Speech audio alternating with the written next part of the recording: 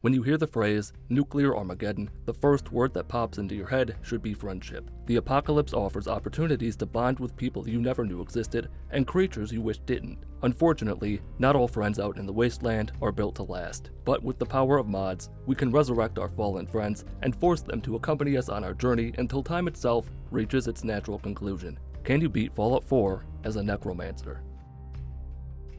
The rules are dead simple. I can't attack anything directly, only corpses I've reanimated and rigged with string to act as my companions can attack on my behalf. This is accomplished with a combination of modding and console commands. The mod name here mod allows you to have an infinite number of companions while also letting you claim any NPC or wasteland creature as your new friend. I used the resurrect console command to bring the fighting spirit back to dead bodies. Unfortunately, there are some glitches here and there. I installed a few mods to add extra beasts into the wilderness. In the interest of full frontal disclosure, I did go a little too far. UFOs are one thing, but I draw the line at dolphins with guns. Nobody's evolving under my watch. Regarding character creation and the finer points of attractiveness, I had in my mind the image of the perfect father. I'm talking, of course, about Nigel Thornsberry, father of the daughter who can talk to animals in the cartoon. That's not this video, but I used my last good name joke when I named myself Necromandy in my New Vegas Necromancer video. Special stats, gotta have luck of 5 for the Idiot Savant perk.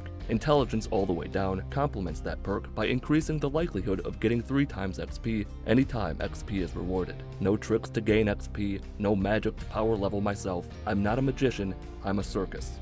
Sean daydreamed about the great beyond. The Great War began. I looked great in the vault jumpsuit, and I emerged from the freezer ready to take the world by storm. For my first act of resuscitation, I chose my recently deceased wife as the target. Fallout 4 runs on a more advanced version of the creation engine than Fallout New Vegas did. As a result, mods, console commands, the game as a whole operates differently. Targets that have never been alive can't be resurrected. Sometimes you walk into a building and there's a dead lootable body on the floor. That character was never alive, so you can't use them like a puppet. Nora isn't really an example of that. She's single and ready to mingle between dimensions. She woke up, took a step out the cooler, stepped back inside, and succumbed to lock-in syndrome once again. She'll be fine. There are roaches here I can waste 10 minutes trying to lure into an electrical trap to kill them since, as a necromancer, I can't attack them myself. Killing them with sparkles is a game of chance. All you can do is stand around absorbing blows, hoping a lightning strike slams into one of the roaches. Then, after they all die and you get your Pip-Boy,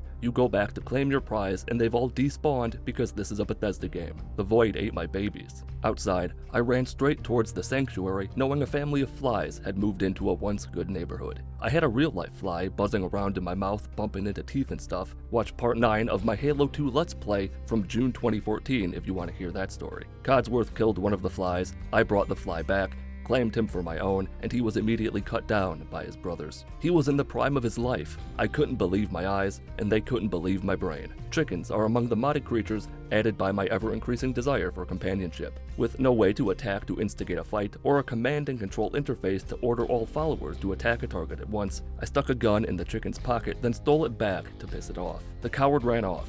I couldn't catch it, so I set off in search of more death. The 2 pre-mades in the pavement didn't respond to my CPR. I took a rabbit just like as a goof, he hightailed it out of there, and I entered Concord ready to hang myself. Up some signs saying friendship wanted. It was here, in the heart of town, I learned how this mod works. Resurrecting someone and saying let's go doesn't convince them to come along. You gotta resurrect, perform the abduction, reset the actor to restore their free will, go into their inventory to re-equip their weapons and armor, then tell them to follow you, and it's that simple. It just works. I did this for you every single time I took anything or anyone as a companion. I'm not gonna bore you to death with the details of doing that every single time. I just want it to be known that you can't spell suffering without you and I. I played around with the difficulty a little bit too. The companions aren't as sturdy as one would like. They're a bit underwhelming in the defense department. However, people still have dominion over animals. A raider and I rolled up into the movie theater. They killed every mole rat living under the parking lot, and slowly my numbers grew. In place of the on-screen health bar for each companion, you're given a quest that tracks each of your followers so you can see where they're at any given moment.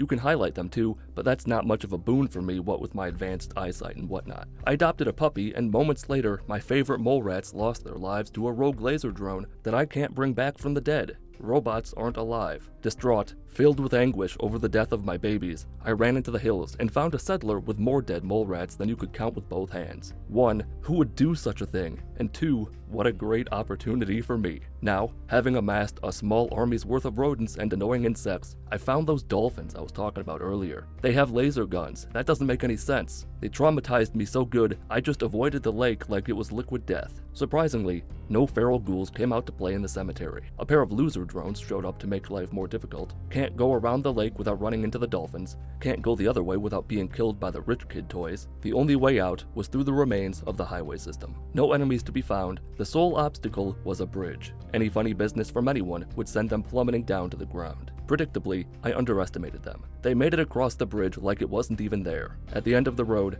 I found myself at an endpoint and nowhere to go but down. I threw it in reverse, backed up to an exit, and, back on the ground, I wandered loosely around towards Park Street Station and the last known location of one Nickelodeon Valentine. That story you don't care about that. I know what the ladies like. Gravel and sand. From atop my throne, I picked my next victim. I won't lie, I got overzealous. I picked on a raider living in a little tower and everyone died. The mole rats tore each other apart, bullets were flying, bloat flies were trying their best to do the same, and I was all alone.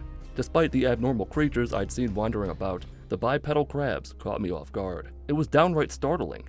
I set the game to easy, just to be safe. The Mirelurk spawn is just magnificent. It'd make a beautiful addition to my army, but with no way to kill it myself, I had to get help. I lured it towards the raiders camped out in the apartment building near Green Tech and hid in a preservation pod as the Mirelurk laid waste to the raiders. See, this is a win-win for me. The turtle dies, and he's mine. The raiders die, and they're mine. I die, and I belong to the pod. Several minutes after the screaming stopped, I emerged and examined my wares. The Mirelurk had killed just about everything, and the lurk itself was barely hanging on. He chased me over the bridge through the wood, even deeper into raider territory, where he finally gave in to temptation and let me take the wheel. Overflowing with rage from having no outlet for my newfound power, I found a bigger bridge than the last one and watched my pet end someone else's.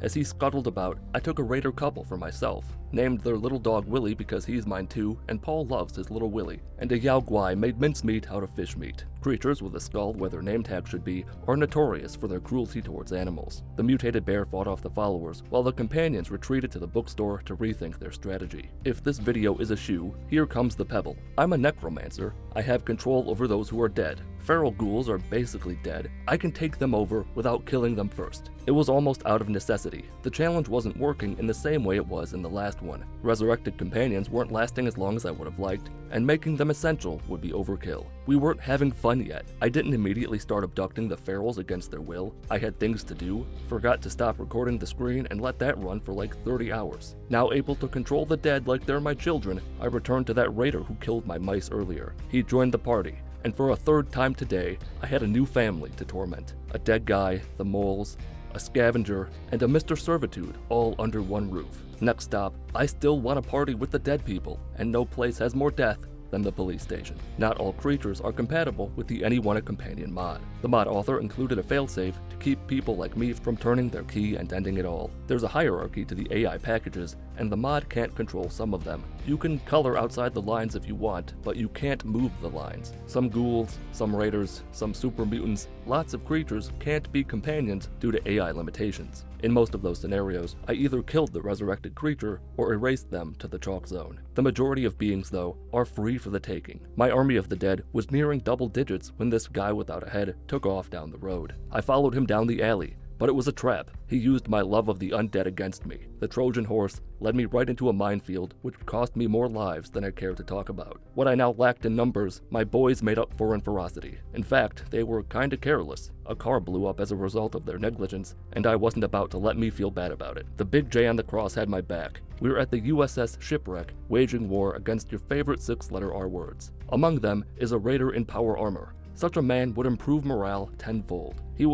Let's say he was riding the tiny sub. Of all the directions he could have chosen to go, his stubbornness kept him locked on the wrong path. He tragically drowned to death. I don't pass judgment on how they go. Dead is dead, and dead is good enough for me. With Big Daddy watching my back, I made my way to Diamond City under the assumption that super mutants would be in a firefight against Diamond City security, and right I was. Centaurs, atrophies, and hellhounds battled it out before my eyes. The mutants pose a decency problem. If you don't reset the actor, they don't follow you, and resetting the super mutants robs them of their armor. Their armor isn't an item in the same way player armor is, so you can't re-equip their armor. They're naked and afraid. It is what it is. According to the self-assessment test I treated on, my unit's still fit for duty. I got directions to Park Street Station from Ellie as well as some experience for the road. Considered taking her along for the ride to see if she'd have any reaction to finding Nick in the vault, but I didn't want to potentially destroy this save. As Paul hinted at so eloquently earlier, AI companions don't do good way old game guys do. Getting them to not only give a shit but funnel themselves through that doorway without getting themselves killed made me wish I was dead. Plus, like a third of them wouldn't fight, and another third ran away. The third that chose to stick by my side, for the most part, aren't around anymore. It was quite tragic. I spent all this time creating these extensions of myself, and they all let me down. Down in the subway tunnels, the Triggermen systematically annihilated each of my beloved servants. I had a backup plan, I always do. In the pond near the station is a swan. My goons take him out, I resurrect him, and he turns everything in the subway into paste. I got paste. It was just my guys who became the paste. I considered this payback for all those mean things I said about the ducks that wake me up every morning with their incessant honking. I never received Swan's love. My heart was empty, a barren wasteland, a giant f***ing hole. Naturally, I filled that hole with a donut. Donut Boy and his floating friends were loitering about in the company town when I rolled in, looking to make an investment in personal property. Crisp, Bean, the Turtle, and even Garg Gutsy were forced to take up arms against their brothers, Danny, Mac, and regional boxing champion Champ Champington, all of whom joined me in mourning the chicken that I lost in a car bombing. Before leaving, I picked one chicken to be the designated survivor. His cross to bear was my entire weight set. I never leave home without it. I've got enough robots by my side to make Mr. House jealous. I started to feel a bit cocky. I could take on anything. I went so far as to take a dip in the lake to taunt those dolphins watching from below. I'm not entirely sure what happened after that. Some sort of unimaginable terror appeared in my field of view and was on me like nothing I'd ever seen before. Your eyes send electrical signals to your brain to process light, and that motherfucker got to my brain before the electricity did. It's a sting-wing terror. As the world's biggest Dark Souls fan, I took it upon myself to install a mod that adds bosses to the Commonwealth. What I didn't anticipate was those bosses being exponentially harder to kill than anything else in Fallout 4. Ready to get sad? I never killed any of them. They're scary. I ran away, harassed some rad stags, made the parents fight the kids, and had the largest scale conflict in this video's history. We hit the federal ration stockpile, home of all the scum in the world. A skirmish happened, I'm sure of it. I wasn't listening, I had my ears turned off to conserve battery, but all the red dots on my compass are gone. Either that, or I lack the grammatical know-how required to describe a fight. Regardless, we're in the planning ahead stage now. It's a big step for me. I asked the teachers for their help, the named feral ghouls hanging out near Fort Hagen. They're tired and unwilling to put up with my nonsense. Maybe if they'd cared, I wouldn't have gotten stuck in this building with a blood-sucking blood bug. We're up to a dozen of us now. The dirty dozen, plus me, lucky number 13, leading the pack in power armor. We're ready for Park Street Station. The loading screen should have acted as a warning sign telling me to go back before it's too late. We weren't ready for this. The problem, as my yes men tell me, is they're not working hard enough.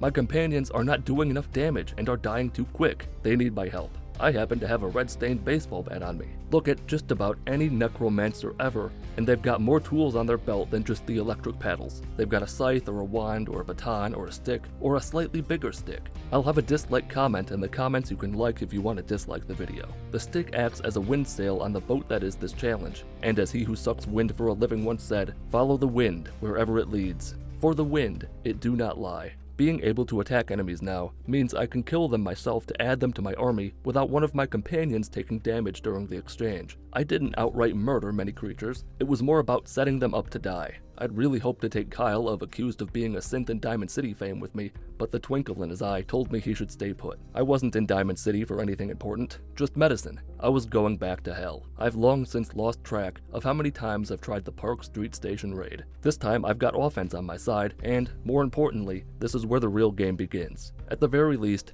every dead Triggerman in the subway is another soldier in my army. Another bullet with my name on it. My raiders died. My mole rats died. My poor Mr. Donut, I sat on him and crushed him a long time ago. Rabid dogs and super mutants are dead. Champ is still hanging around somewhere, you just can't see him. But I had all the adult, sophisticated servants working together in perfect union. I had ass, and a lot of it. And the triggermen, as the name implies, know their way around an automatic weapon. By the time I opened the vault door, I had more suits than I could fit in my closet backing me up. By the time we passed the second loading screen into the heart of Park Street Station, I had nearly 24 companions. Using my stealth skills, I snuck each of my men into position around Dino, stood up, and they turned him into Swiss cheese. Sadly, he's stuck in this place forever. Having finally found Valentine, I let him lead the way through the vault's back exit to preserve the lives of my triggermen. In retrospect, not using the bat from Word When was a mistake. I could have saved a lot of time by killing the triggermen myself earlier on. I think it's worth it. Now I've earned this moment. Never has anyone turned Skinny Malone's entire family against him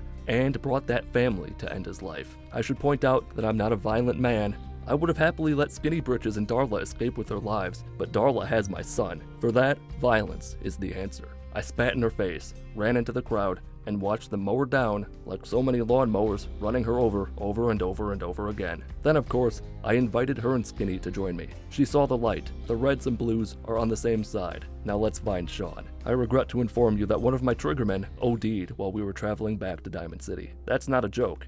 He was alive when I fast traveled, and when we got here, he was dead on the chemical table. You know what they say about loading screens in Bethesda games? It's longer than you think. Years have been taken off my life in the quest to get my ass in this chair to explain to Nick where my son's gone. He thought it a good idea for him, me, and 26 of my closest friends to all go search Kellogg's 240 square foot apartment together.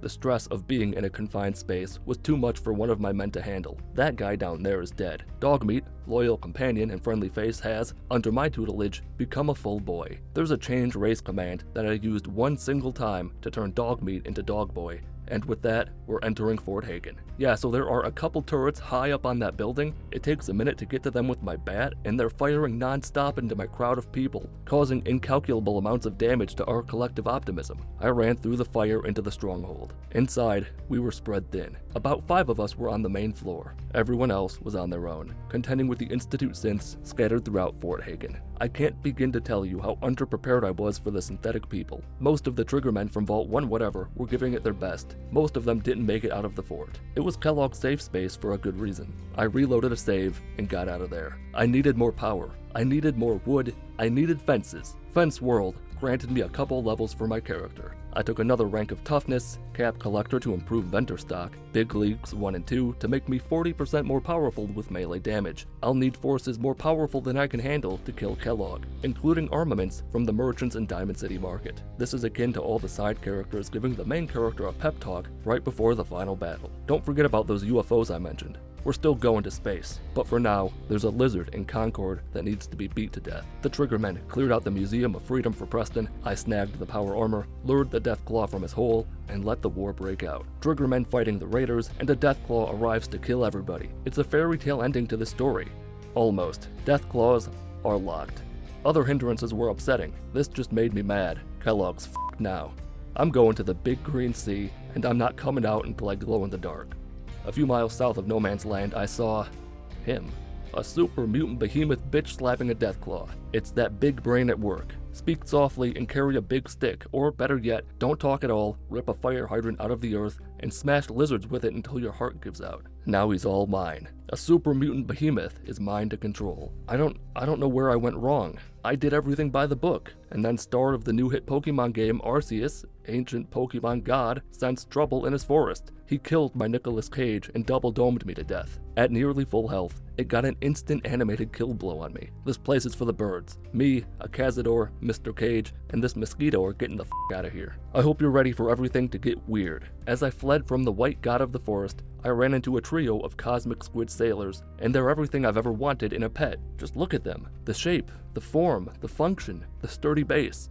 I'm getting carried away. Let me come back down to solid ground. The cosmic squids put their educated tentacles to good use at the Mirelurk Razorclaw Cove. They're fantastic additions as well. Squid 1 went to the big pineapple in the sky when we crossed into raider territory. I was right there, I just couldn't figure out how to get my stick through the fence. It was literally my worst nightmare come to life. I fast traveled back to Fort Hagen for attempt 2, and Nick Cage f***ing fell to his death when we got there. I sat on my ace in the hole on the drive over here, and now the entire table can tell I'm adding my own cards to the deck. It isn't fair.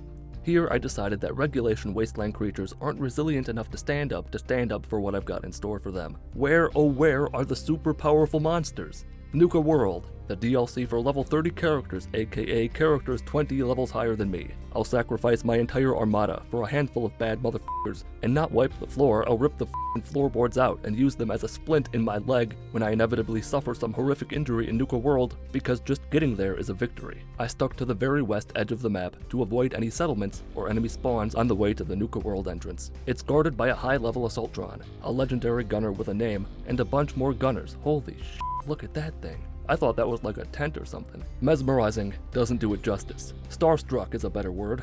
I couldn't believe it. The dome was airborne, and for once I wasn't talking about my own. My monkeys opened fire and I walked into it and got torn to shreds. Unexpectedly, my troops shot the bitch down out of the air in a matter of seconds. Then, from the fire, the likes of which this world may never know again, rose a quadruple of alien puppets with laser guns and funny-shaped heads. I didn't want them, I wanted their mother. For that, I reloaded a save to before I alerted the UFO, crouched down real low to the ground as I could, and climbed over the rocks towards the ship. My arms wouldn't reach, and the risk of waking up the disc by jumping was too great. I couldn't do it, so I stood up, and the UFO was already dead. The only problem was, the instant I resurrected it, it got away from me. I cheated. I used the player.setScale command to make myself big and grab the UFO. There she lies, the door to the rest of my life. In my way are the assaultron and its gaggle of cohorts. I strolled through the pearly gates, summoned my minions from the underworld, and told everyone, I know there's a war, but just remember, have fun with it.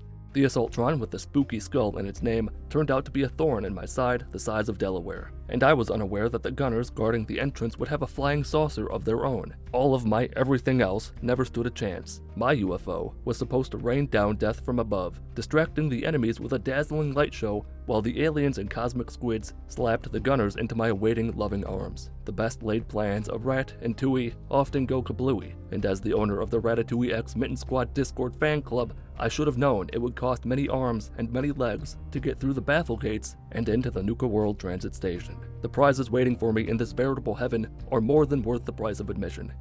Once more into Dante's Inferno, into the last liquid abyss I'll ever know. Live and die in the drink. Live and die in the fantasy. Obstacle Uno in Nuka-World is a gigantic middle finger.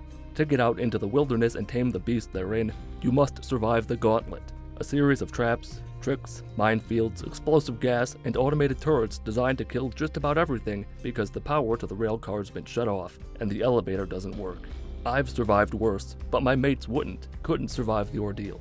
I didn't speak Spanish just a minute ago to prove my massive intelligence. It's the name of the card I pulled out of my hat to go back in time to just before I entered the train. I needed the power armor I left in Concord. I've got some funny business to attend to, and I'm not talking about the gift shop. It's simple. I used the power armor to clip through the wall inside the Nuka-World transit station, and the gauntlet has been bypassed. All sorts of stupendous creatures are living outside the theme park. Ants, bloodworms, I think my friend's hamster had those one time, gator claws, crickets, rats, plus whatever comes from the creature mods I installed. I beat the mangy rat to death. A Bunnington bouncing around brought me back to my center, and I just sort of meandered. See, the story is to take over the individual amusement parks within the Cola Kingdom, but ever the opportunist, God decided all the operators in the park can't become allies.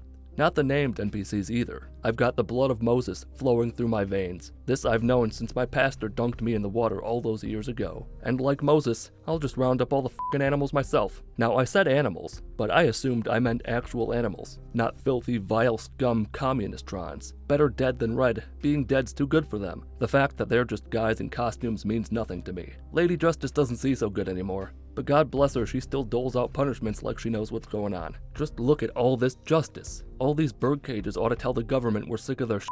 Say no to birds. The first battle of the Coca-Cola campaign, codenamed Pepsi Plunge, is ambushing the super mutant enforcers living in the Wixom Shovel Museum. The museum was a perfect place for a mass grave. They got the shovels, the mutants got the large muscular structure to dig the graves, and I've got the bodies to fill them. Never mind the enforcers. Those suckers aren't worth their weight in suckers. Besides, there are real aliens out here, like the alien blood bug. This thing's neat. It's like a factorial worm on legs from space on legs. I took a quick trip to the arcade, won me a kami whacker and a squirt gun, definitely not by cheating at skee-ball, and out in the summer sun, realized I could use the thirst zapper to antagonize people from a distance because it does no damage. The act of become hostile gives my companions a target and lets them be their true selves. Unable to take every single operator scaver back to the Commonwealth with me like I'd hoped, this weird glitch happens when you bypass the fight with Coulter to enter Nuka-World, where all the operators give no shits about anything you do. They can all be killed, and they don't give a shit.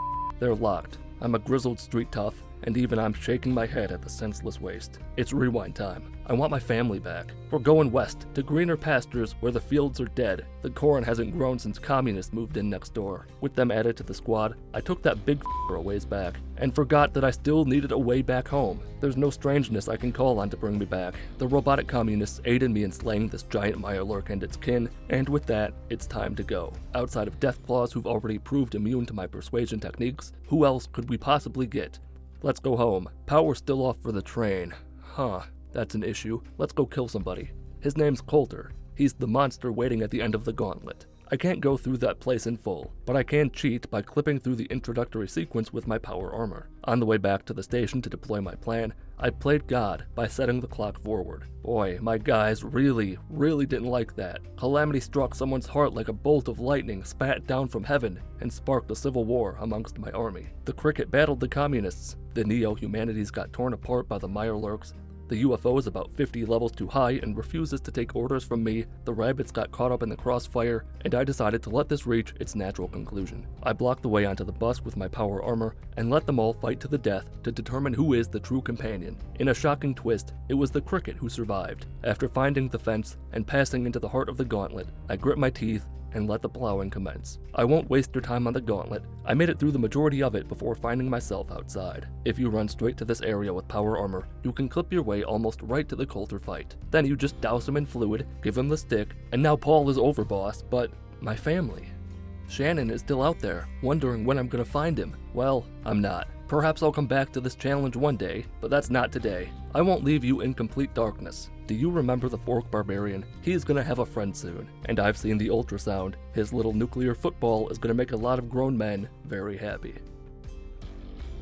If you enjoyed the video or learned anything, leave a like. Leave a dislike if you didn't enjoy the video or didn't learn anything. Thanks to the champion tier supporters for making videos like this one possible. Thanks to all of you for continuing to support my channel despite the lack of uploads over the last year. You can follow me on Twitter at Mitten Squad or join the Mitten Squad Discord server through the link in the video description. My name is Paul of Mitten Squad. Have a wonderful day.